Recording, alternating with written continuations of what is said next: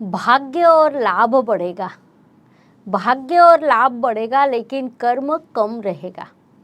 यदि बड़ी बाधा सामने आ जाए तो समझ लेना हम विजय के अत्यंत समीप पहुंच गए हैं।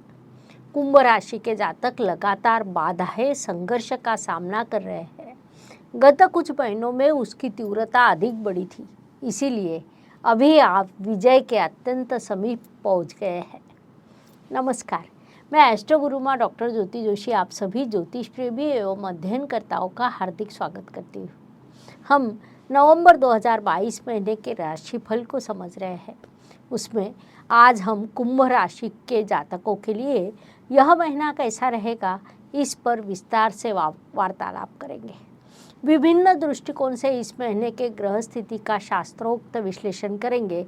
साथ ही वीडियो के अंत में इस महीने करने वाले विशेष उपाय बताऊंगी, इसीलिए वीडियो अंत तक अवश्य देखें। वीडियो अगर पसंद आए तो कमेंट सेक्शन में लिखें जय ज्योतिष।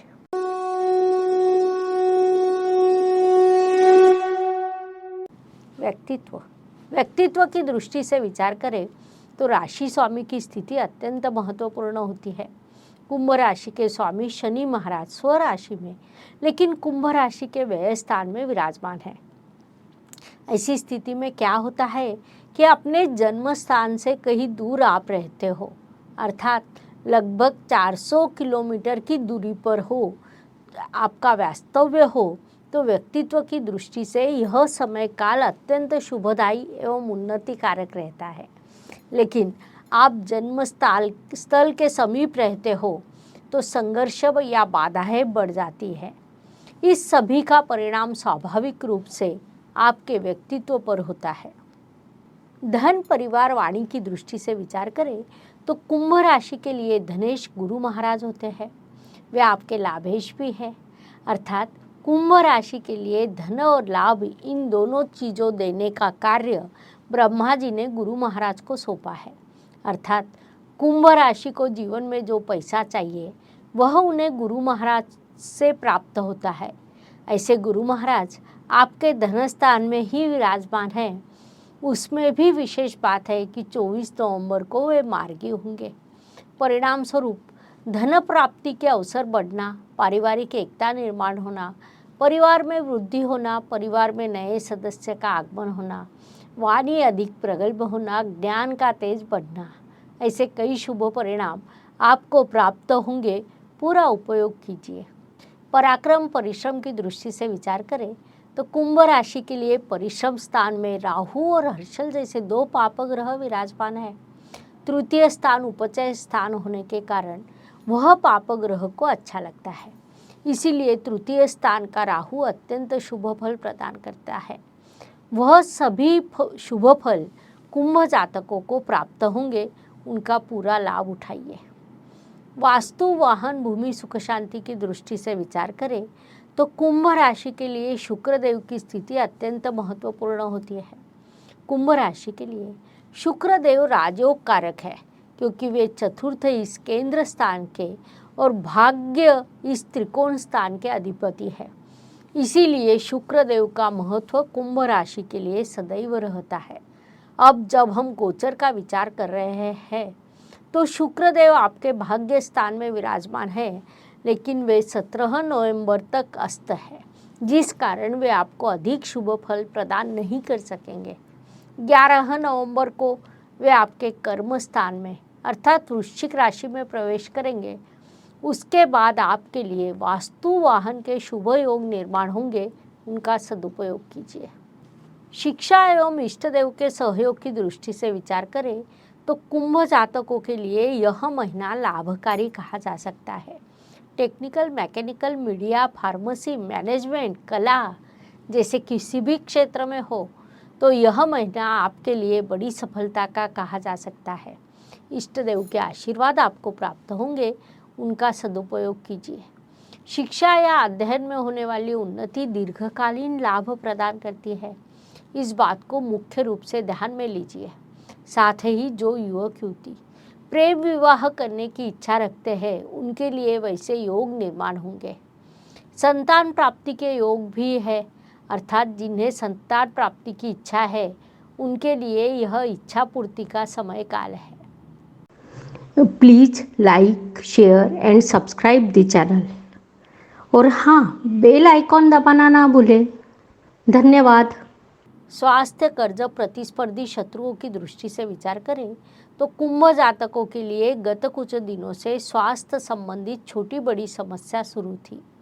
वह वैसी ही शुरू रहेगी, लेकिन अब जनवरी के महीने के बाद आपकी समस्याएं कम होंगी। कर्ज अत्यंत आवश्यकता होने पर ही उसका विचार करना चाहिए, अन्यथा कर्ज का विचार न करना उचित रहता है। प्रतिस्पर्धी और शत्रुओं पर आप विजय प्राप्त करने वाले हैं। कोर्ट कचहरी में किसी केस पर आपका कामकाज शुरू हो और आपका पक्ष उचित हो तो उसमें भी आपको सफलता प्राप्त हो सकती है, इसलिए उस दृष्टि से अधिक प्रयास कीजिए। नौकरी एवं व्यवसाय की दृष्टि से विचार करें तो यह महीना कुंभ जातकों के लिए अत्यंत लाभकारी कहा जा सकता है, क्योंकि आपके राशि के लिए गुरु महाराज अकेले ही अर्थ त्रिकोण पूर्ण कर रहे हैं। परिणाम स्वरूप नौकरी एवं व्यवसाय के दोनों मोर्चों पर आपके लिए धन लाभ के अवसर निर्माण होंगे।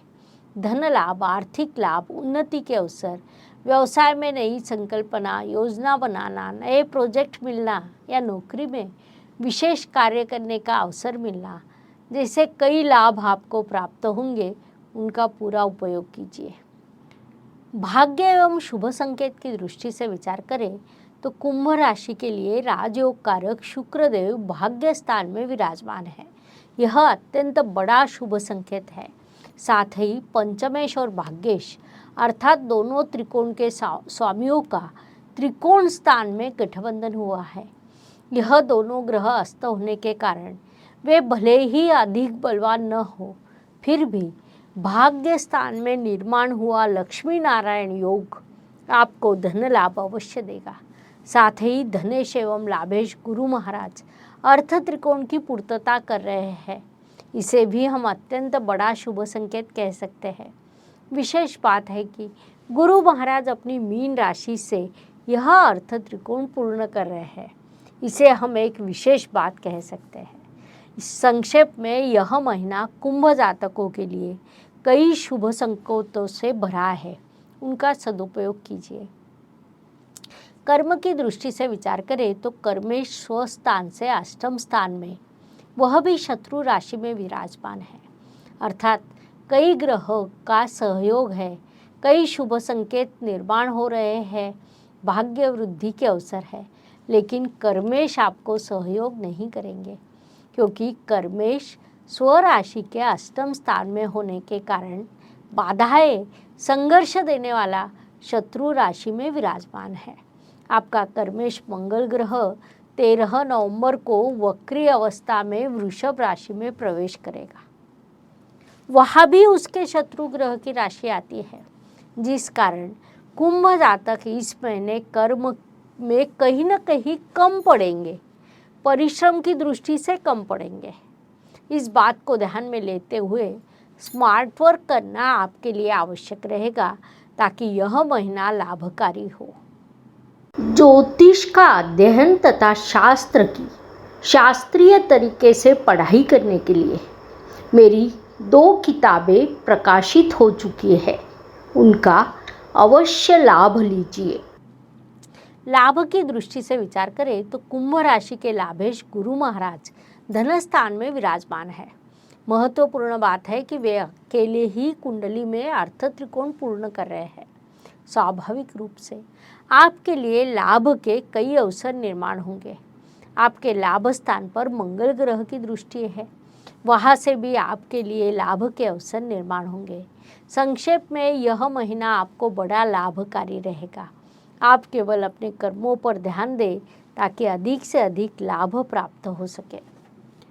व्यय एवं परदेश गमन की दृष्टि से विचार करें तो कुंभ राशि के व्यय स्थान में विराजमान है।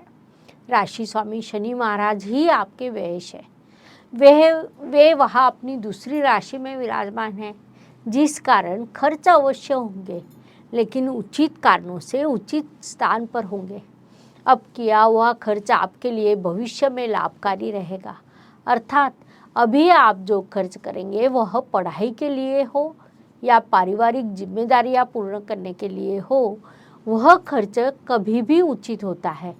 इस बात को मुख्य रूप से ध्यान में लीजिए।